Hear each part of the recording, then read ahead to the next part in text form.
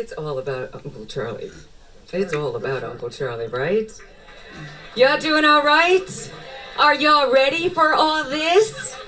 So I would like my co-host to do the honors in bringing this brilliant young man on the stage, although I might chime in when you say his name. Okay. Let me see Y'all if I ready? can get this right. Ladies and gentlemen, Charlie Wilson.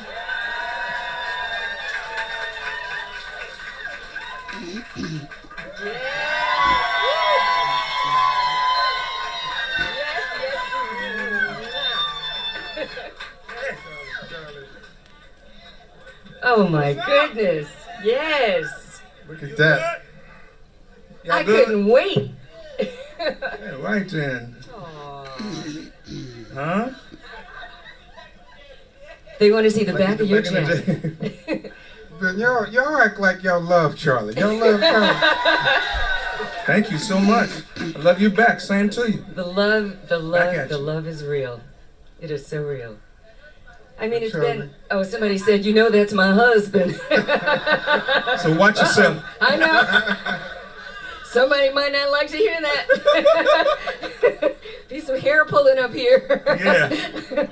Well, Charlie, we're excited for you to be here. This is fantastic. It brings back so many memories for me. Thank you, Tom. Because my father was just so close to you, and you were always there for us, and I really appreciate that. I really do. Thank you so much, man. Anytime you call me, I'm coming. It don't matter to me. I'm gonna come. I know what's gonna happen, because you guys are always right. They always make situations right. And what we used to say a long time ago, something happened. Somebody backed up over Michael's briefcase. He just said, "Customers right. I don't care what's going on." You're right. They said, "But Daddy had to think. Customers right. They right about whatever they're talking about." No, we were doing Soul Train, and someone backed up over Charlie's manager's Briefcase. briefcase that had his computer in it and the whole All thing. that. So, we had to take care of that. He said, "I ain't spending no $3,000 on no." Yes, you are. Be quiet. The customer's always right. Customers always right. Well, you look good, and we're always so happy Thank you that so you much. say yes to the invitation to come Thank here. you so much. I've been, we've all been just waiting and talking about you and, Yes. praying for you, just all the time for your well-being, because you're a treasure. And, right? I mean, we love you. Thank So, we just want to have a conversation, find out what you've been up to. And, I wanted to ask you something. I mean, you've been doing this so strong for so long Yeah. that a lot of people take it for granted. And, they have a gift, but they kind of take it for granted. But not you. You are always given 100%. When you come on the Soul Train cruise, you give it 100%. Yes. And so I want to talk Thank about you that so a little much. bit. It's been amazing. What keeps you going? What keeps that fire alive in you? Well, I don't know but one way to do it, and that's the way I've been doing it all my life. Now, sometimes it don't come out like I expect it to come out, but I'm just gonna give it all I got. And sometimes I might be a little up, sometimes it might be a little down, might be out of key a little bit sometimes. I ain't 30 no more. I got it up here that I am 30, Okay, you got that right. but it don't come out like 30 I could used to. So I ain't tripping. People say, he was singing out to so. Right. Yes. So. Well, no, Charlie, there's a lot of people who've lost their key. You have not lost your key. Exactly. You really haven't. I don't know. How do you accomplish that? Man, it's because I've been doing everything the same way my whole life, and I don't know but one way to do it, and that's to do it the best way I can, and I always thought I was, like if you go back 10, 15 years, I was beating up on everybody. Nobody would want to come on behind me. I'm just sorry about that. Yep. Don't apologize. But so I said, they wait till I get punch drunk, and then they start sending everybody at me now. Oh, that's funny. It's all good. You got it. My birthday. Yes, they know. Yeah, it's like a few seconds, few hours, and a few seconds away. You know, and I'll be 72 years old. Yes. Yeah, So can we wish you a happy early birthday? yeah. You can wish me. I thank you so much for. I never would ever tell my age. I used to. Someone said, "How old are you?" I said, "I lied so many years, I don't know." But one time, my manager put one of them sevens on the cake, and I said, "Don't!" Chick, chick, chick. It was too late, Right. and it went out. And it was like some little girl talking about, "No way! That ain't. He ain't that. I'm gonna marry him." She was 12. Okay. A man came to. We did a show. I did a show, and this guy came to me and said, "Man, I gotta have a conversation with you about my daughter." Uh-oh. I said, yes. Right. Your daughter? He says, yeah. She says she's gonna marry y'all. Was gonna marry. You gonna get married? I was like, but I'm already. He said, I'm not through talking, man.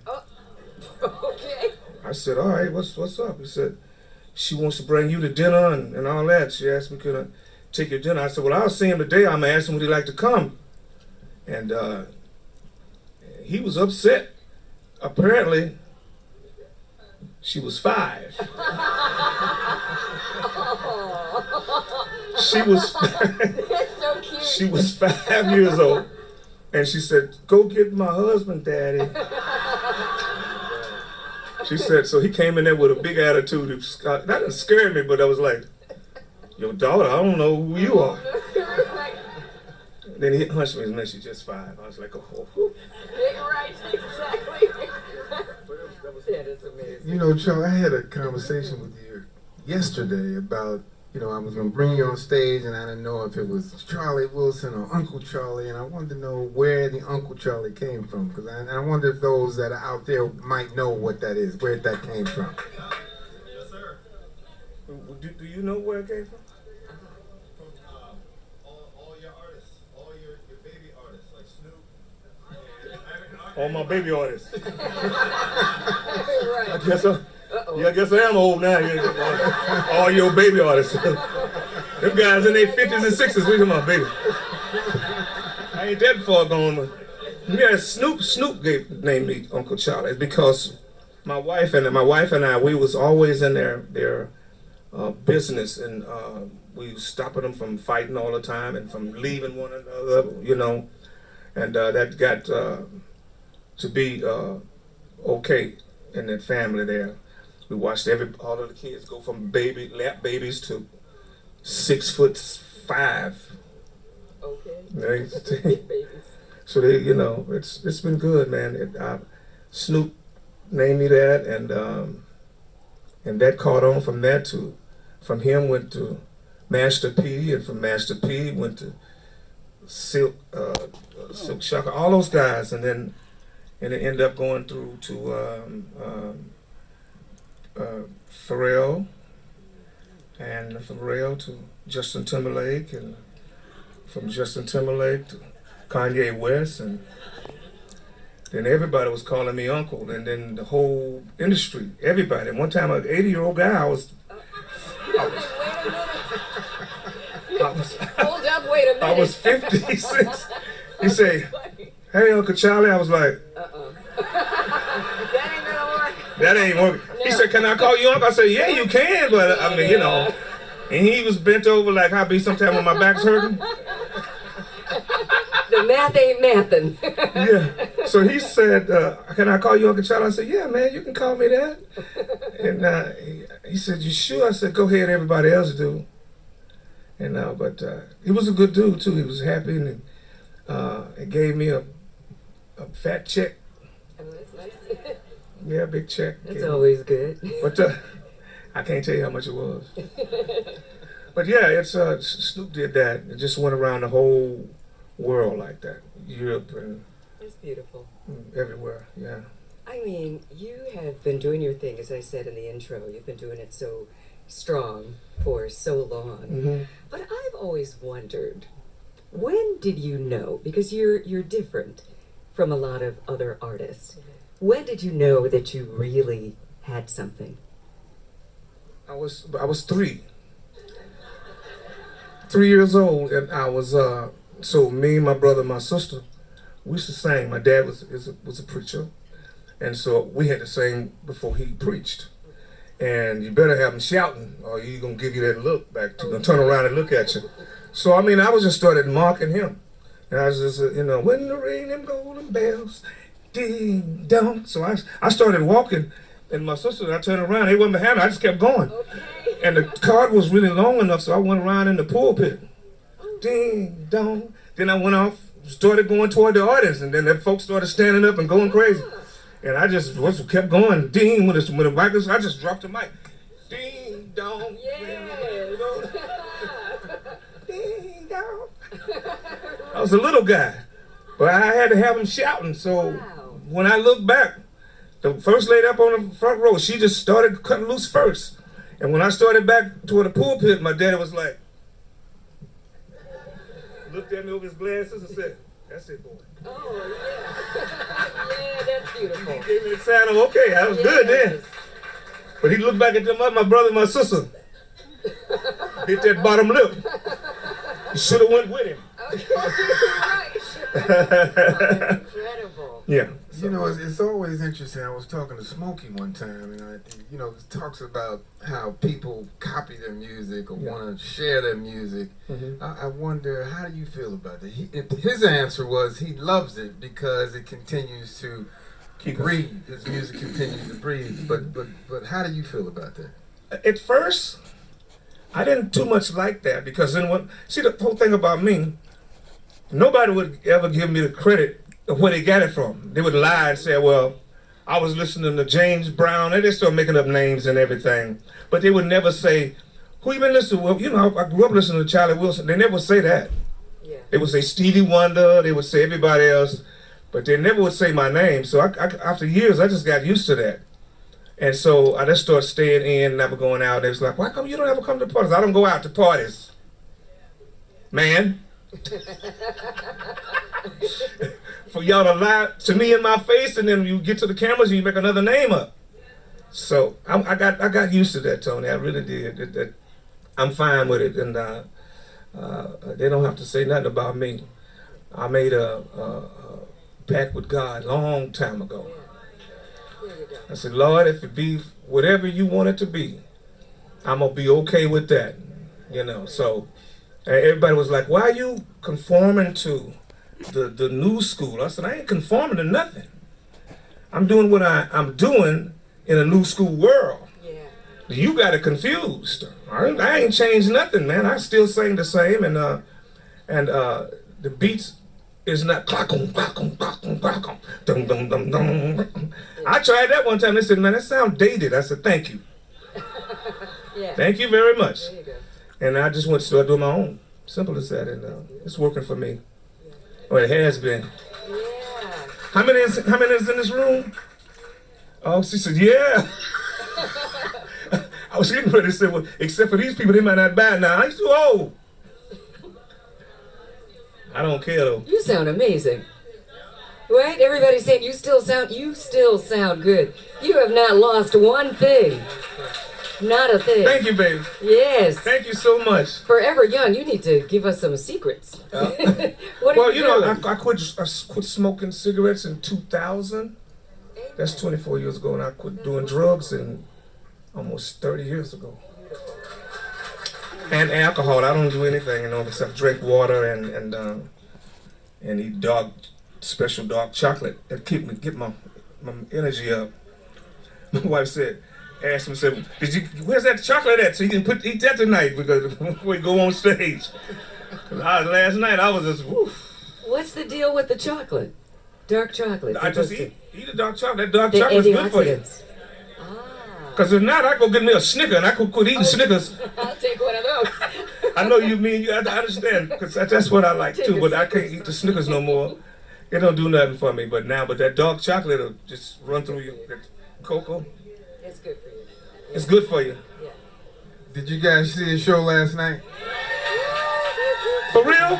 Okay. Oh my How did I do? Man, I was scared to death, man.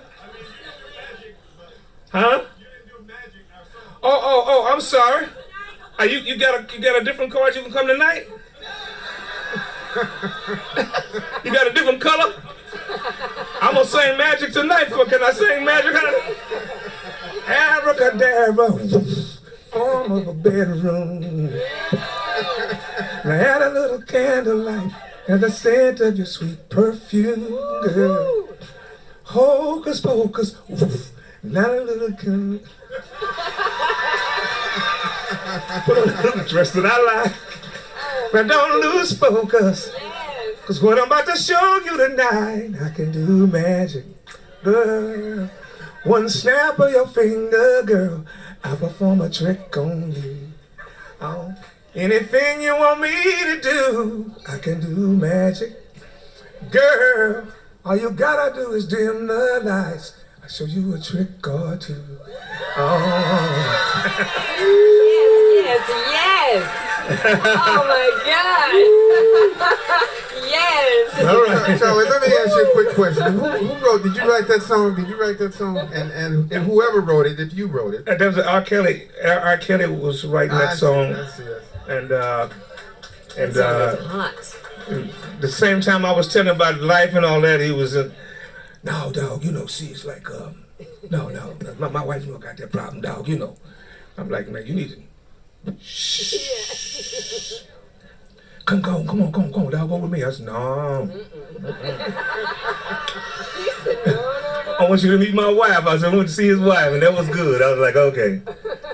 And my wife and her talked hours, and then he sit me down, and I talked to him for an hour and a half or two. I ain't gonna tell you what I told him, but I did talk to him a long time. That's a right man. He turned I said, what are you looking at? I hear a song, I'm trying to put it down. Get down. That joker could close his eyes. He couldn't read or write, but that joker would just come up with him just like that. Amazing. Yeah. Yeah. I'm gonna stop with R. Kelly. What else?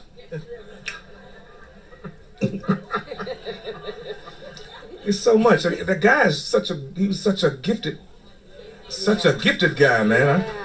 I'm never gonna stop saying he's one of the greatest gifts God gave. Yeah. To this, and he just wouldn't cut it out. I was blue in the face, but he said, no, dog, it's just, you gotta do something to get something good. I said, well, this ain't good. Yeah. But anyway, he listened to me, but I told him they're coming for you one day. Yeah. He said, no, dog. I said, yes, they are. I said, look at me, and remember I said they're coming for you. I left. But he grabbed me and hugged me though. I was like, oh man, it's okay, don't worry about it. I've done 30 years plus worth of work, and if I get done up, it's okay. You do the crime, you gotta do the time. Yeah. That's right. Yeah. I don't go nowhere. They call me a hermit, me and my wife. Well, he don't go nowhere, he don't take his wife nowhere. I said, nope. We ain't going. We ain't going out nowhere. I said, go ahead, man, I'm sorry. Sometimes it's better that way. I'm gonna let y'all get that going on. No, it was my reason for asking that question is because a lot of artists like yourself, you go through things, and that's where these songs come from. And I just wanted to know, did you have any? What's your method of writing songs and coming up with ideas? Well, it's a lot of times it's like what I've been through already, and I always like to help write songs about the woman, what the woman, from a woman's perspective, basically. And that's where all the hits. And my wife does a lot of writing. She's in there. She throw your hands up, baby. She write a lot of the stuff, and it comes from a woman's perspective, and sometimes I just don't get right in and write. If I do, then they change it up. She changes up. I'm like, what happened to my lyrics? You don't need to sing about that. This is what you should say. Damn. Anyway, she's good at it, and I ain't gonna talk bad about her. I gotta sleep on the floor if I do. So it's all good. But it comes from a woman's perspective, and she says you need to write things from a woman's perspective always. So it's I left my tab on my bed at home, and I didn't bring it because I was gonna play out some of the new stuff that I have, and I didn't bring it, so I left it. But I got some new stuff that I'm writing, and it's a lot. It's real good stuff, and but I have so many records. I have about 35 or 40 new songs that haven't been released anyway from the records 5 years ago that I didn't release. You know, and That's exciting. Yeah, we want it all. No, I didn't bring it. I don't want to get confused with what song that I like this song, I like this song. I be to mix them together. You won't know the difference. And then my wife is gonna come up, pop in the back of it. They don't go like that. Don't do that in front of people. No, but In front of people. In front of people. But it's a lot of songs that we have, and I have about 3 albums that have never been heard yet, and I asked my manager. I said, "Okay, we have 3 albums." He said, "I want you, every song that we put out in 26, every song need to be a big hook, a hook. We want hook songs like you had back in the day, just a repetitious hook song." I said, "I got you." But I thought we had that on ours. He said, "No, you got to have hooks." And that's what we got. So I'm waiting to, and he said, "Because I want you to, we're going to get them." Yeah. I said, "Okay. Yeah, you go. You got to be repetitive." Yeah. He said, the songs has to be repetitive, like he used to say, "Oops, upside your head." Say, "Oops, upside your head." He say, "Oops, up." And everybody knew that. I was like, and then Bruno went and stole it and then put Right. and then didn't want to give me no credit. I was like, "What you doing?" That's so messed up. You gotta give me some credit, man. And they didn't want to do it. And then when they got sued, he came and got me. I want you to hear this record. I started singing a record, and I said, "Well, give me an up tempo." He didn't want to do that. I said, anyway, it was that Valentine record. I was like, but it was. I was like, okay. He said, "I'm not doing another 24 karat." I said, "I don't want a 24 karat. Everything you got on there is mine." Shit, just about. He started laughing. "Come here." But everybody nobody want to, they just want to do what they want to do. And I'm kind of fed up with that kind of life, And I'm really getting tired of doing things now a little bit. But I have so much fun on the stage, and I didn't know this was the crowd that was there. Some of y'all last night. I really had a good time last night. If I didn't know you was there, I'd have had you come up and sing that magic with me. But did you have a good time last night? That's all. We all had a good time. I need to know that a lot. I need to know that because I don't never want to lose the thing that I have inside me. It's called a little boy. He's inside, and he likes to always come out and play. Yeah. And sometimes I don't feel like moving around like he wants to move around like he used to always do. So last night I couldn't keep him inside. I was trying to let him out. Let him out. You know what I love? Well, you are such an amazing artist. I mean, we can't say that enough. And it's the new stuff, the older stuff, and I can't wait to hear what you've got going on next. And I always wonder, what motivates you, like every day, to just keep it going? I mean, you've got a formula that you could easily sit back on your laurels and say, I've done it. I get in touch with my higher power, and I choose to call him God. A lot of people don't want to know, they don't want to have anything to do with that part of it. One time I was on this cruise, it was a few years back, and this lady said, "Charlie Wilson, I said, yes. Whatever you do, don't stop praising God. I need thee, oh, I need thee. I need thee, yeah. Oh, bless me now, my Savior. I come to thee. Thank you for that. Wow. I get excited sometimes in the wrong places. I'm sorry. No, this is really right. You know, I look at Tony's face when he's sitting here talking to you. Yeah. It's like he's looking at his uncle or his friend that Yeah. he's known for so many years. Yeah. And can we talk a little bit about the relationship that you two have and that you've formed over the years? Well, you know, there's some people that you meet and it's instant, you know, and from the very beginning when I met Charlie, it was just instant. It was just instant, and his relationship with my father was unbelievable. It was something. I think there's a Charlie was doing an interview and he said something about guys would come on to Soul Train and want to start messing with the girls, you know. And I think my father had to tell a couple of artists, you know, don't do that, okay?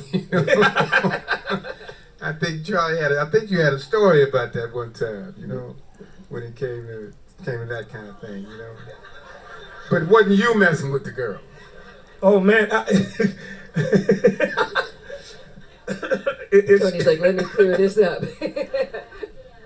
let me tell you something about. I just lean. I lean on. Again, did you ask about how was I bad? How bad I was, or whatever? Man, I was in the worst. If you'd have saw me back in the day, it was like, that guy that needs prayer.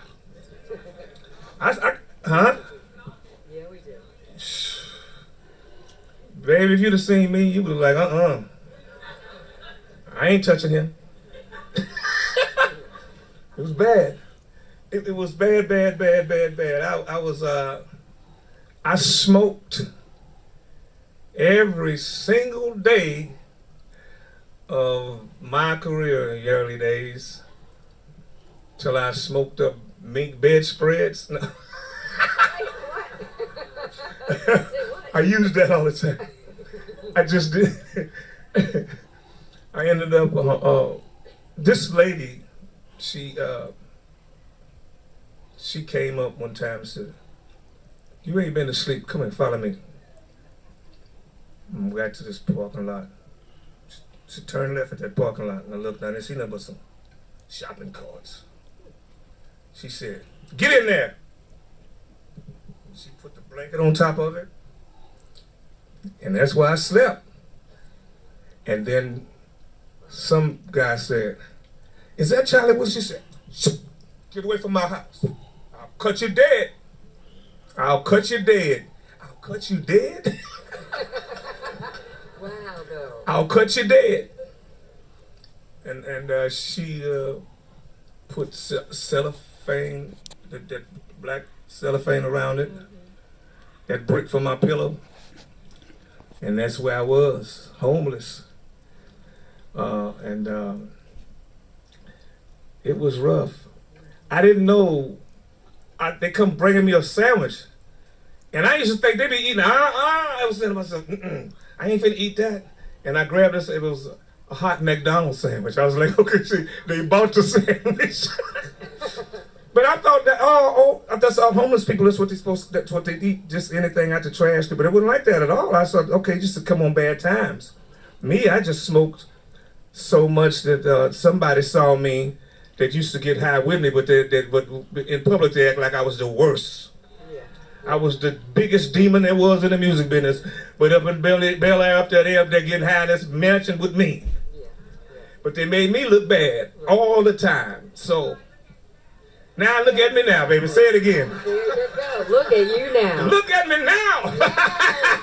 That's what counts. You're absolutely right. But and we just gotta just keep on believing in something greater than ourselves. And And God he just made a way for me. He told me I was walking one day. I was just walking, and got the red light was on, and before I got to it, he said, "Go that way," and I kept walking. As soon as I stepped off the curb, turned green, and kept walking. He said, "Keep walking." I walked and walked and walked, and got to the favorite liquor store I used to be at. He said, "Stop right here." I said, "Okay." He said, "Go toward the liquor store door." And I was going toward the liquor store door, and my cousin came out the door at the same time. She said, "Cuz." I said, "Cuz, come here. Give me a hit." She said, "I don't get high no more. Look at you." And the tears was rolling. Wow. She cried and grabbed me and hugged me. I said, "What's wrong with me?" She said, "You see yourself? I ain't seen myself in 3 years." She said, "Oh, baby, come on. You gotta come go with me." I said, "No, I'm not going with you." Mm-mm. She said, "I've been sober. You gotta come on." I said, "I promise you I'll come tomorrow." She said, "Mm-mm. You gonna down me, cuz, don't down me." I said, "I'm not gonna die. I don't think." And I said, "God told me to walk here to this liquor store. I didn't know you was gonna come out of it. Right. That's right. But you've been clean 3 years, and I ain't seen you in 3 years. And because last time I seen you, had all them dark marks on your face and from the crack." And she said, "I gotta take you." I went back to that shopping cart, but I got up and went and started searching for some people I know who had the sack, just walking. And I found somebody, and they was like, "Come on, I want to take you somewhere." I said, "Okay." We rode and rode and rode and rode and ended up at the rehab. Look at God. And then I would start saying, "I don't need no rehab. Go ride the thing again." And I just get in the flow and smoked till I was about to throw up. I was like, Spirit said, "You can't smoke all of that." I got on out, went into place, and that's where I met my wife, in that beautiful place. She was the doctor over there. She said, "Mr. Wilson, I want to see you." I said, "Yes, ma'am." Went on in there. She said, "What you gonna do when you get out of here?" Boy, I broke down crying. I was like, that busted me up. Woo! I said, "I ain't got nowhere to go. Couldn't get to go out. I ain't got nowhere to go." She said, "If I get you a place to live, would you get it right?" I said, "Yes, ma'am. I'm gonna get it right. I'm gonna get it right." And I went and we left out of that place. She went and got a 4-bedroom, what was it, 5-bedroom place, and she told me, you'll be, you got that book there. I'm gonna put another one in there. I'm gonna put another one out because that other one is the one I'm gonna put out is gonna give that other truth, the real truth that the people I didn't want to hurt, but they didn't care about hurting me. It was my own family. They're going on now. And I was talking to him on the phone before he passed, and Lord, let me talk to my brother before he passed. Anyway, and but his son said he's sorry, Uncle Charlie, but I knew that was a lie because he ain't never been sorry about nothing he did to me. But I left that alone. And my daddy said, "Son, that R&B door is closing hard on you. You don't want to be caught in that." I said, "What should I do, Daddy?" "You should go that way. Your blessings is that way, son. God showed it to me. You're going to be bigger than you ever been." And I said, "Daddy, but what about?" He said, "Son, don't worry about them. It's black in that room." My little brother went first. My older brother went second. And so I was scooting fast because I didn't want to get caught in that door. But we tried to do what was best the family do for family. Oh, Lord, thank you, Jesus. I was like, Thank you, Jesus. it's but my wife, she said, "Don't worry about nothing. You remember what your papa said?" Papa said, I said, "I know." But it's been great, and I've said, Tony, this guy and his beautiful wife, Look at the beautiful, Angie. Can you just look at how beautiful? You see it? It's just beautiful. Look how beautiful she is. I'm talking about, if I had to do it all over again, I'd do it all over again with Tony and Angie. I'd do it all over again. I'd come here and sing for no money at all, if you ask me. But don't ever repeat that. They want dates. Exactly. When is this? Yeah. You know, Charlie, we do we've done a lot of interviews since we've been doing this show, and Yeah. You're sharing your personal experience with us has been unreal. You know, Yes. I really appreciate that. Yeah. I think if there's people in this audience who may be going through some of the same things, you know. Oh yeah, I know. I believe that, and that's why a lot of them, duck and dive and set drinks down when I get going to church and at the end of the night or whatever. They just set it down. One dude, I was like, I'm told, put that down, boy. Yes, sir. Checking on it.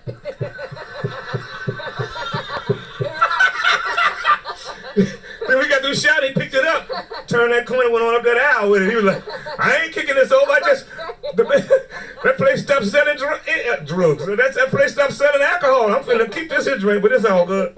I had fun doing that, and I still have fun giving my creator the praise, and that's what I do. And whether people like it or not, because I got to do that, because I promise if he get me off the streets, I promise you, Lord, I'll give you praise. I'll shout you out every chance I get. Yeah. That says so much about you as a person, because a lot of people claim they love God. A lot of people claim that they're spiritual and they put God first, but they don't actually live it. When you're not looking, they're talking about people or, doing just things that God doesn't necessarily want us to do. And, it's hard. It's hard sometimes just, holding yourself accountable. So talk about that a little bit, and how do you stay true? It's rough. See, when I found my wife in that rehab, she was the doctor there. When I come out of that place, she came out with me. She bought the place for me to live, for us to live. I said, ma'am, I can't be here by myself. She said, I don't know what you're looking at me for. She was getting ready to leave. I said, but I'm going to be thinking about drugs. I ain't been sober enough. She said, okay, we'll talk about that. And but it's like I just kept my higher power close into me, and my wife. I wasn't gonna say that my support. I was gonna say my support group. I'm talking about. Oh, you don't say my wife and what happens to me. I won't even make it to the back right there. No, my support group. She's my support. Oh yeah. And I don't go out. We don't go nowhere. And people try to think this. I thought I saw you. No, you ain't seen me coming out of no club. Because that's the banana peel. Yeah. That's the slippery parts right there. I used to watch a lot of famous people who are dead now tell Oprah Winfrey, no, I'm sober. No, you ain't. Right. Why you telling Oprah Winfrey you sober? Yeah. But she would never put me on a show because I'm gonna tell the truth. I wasn't big enough to be on her show. You know what I'm saying? I'm still making #1 records and she ain't on no show no more. There you go. There you go. Say that. I ain't got no problem with you, Oprah, but I was just saying, anybody can go get a pod, whatever. Right. Podcast or whatever they call it. Let me ask you this. Who's going to Charlie Wilson's show tonight? Okay. Everybody.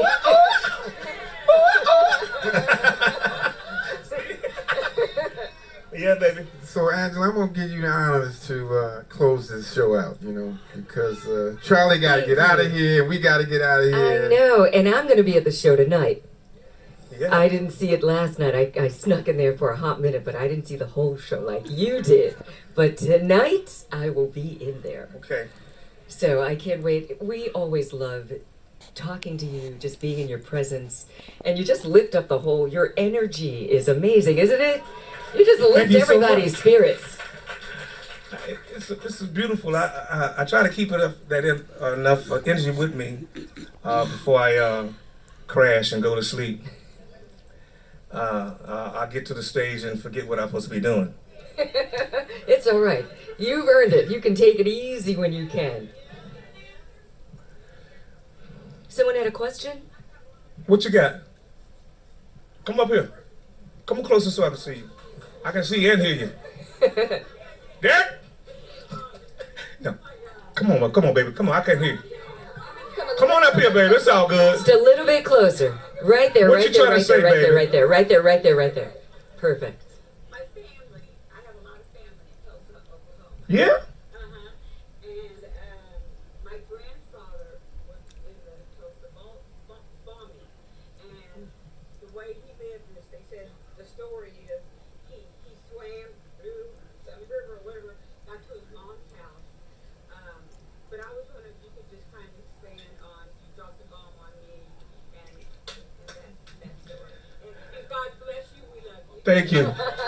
Thank you. Well, I tried to keep that one away from the books from the bombing of my grandmother.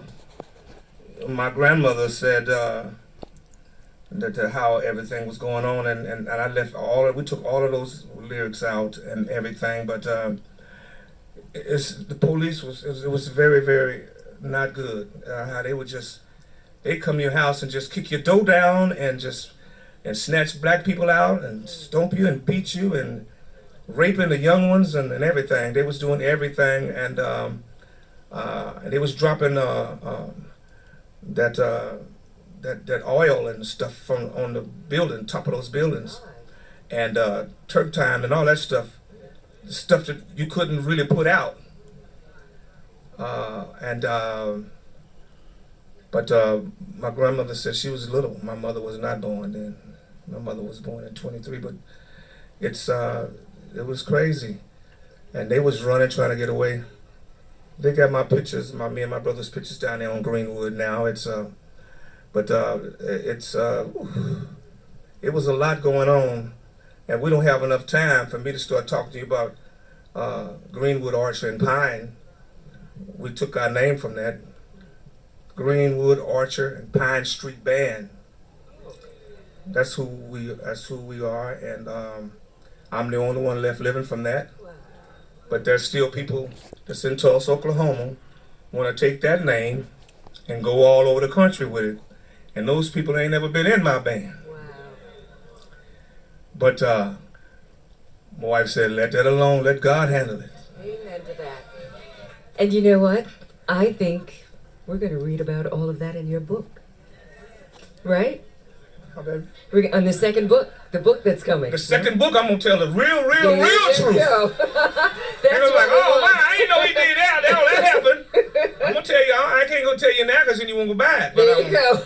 that's that real truth is going to come out this next time. And love it. I kept it back. I took 37 pages out that book. You should have it in hand right now. 37 pages out to keep from hurting my people's feelings. Because I thought they would just be like feeling so hurt. But I was a really older guy when I figured out who was the guy that was taking all of my money. See? Yeah. Oh, I can't talk about that too much, but I'm going to put that in that book.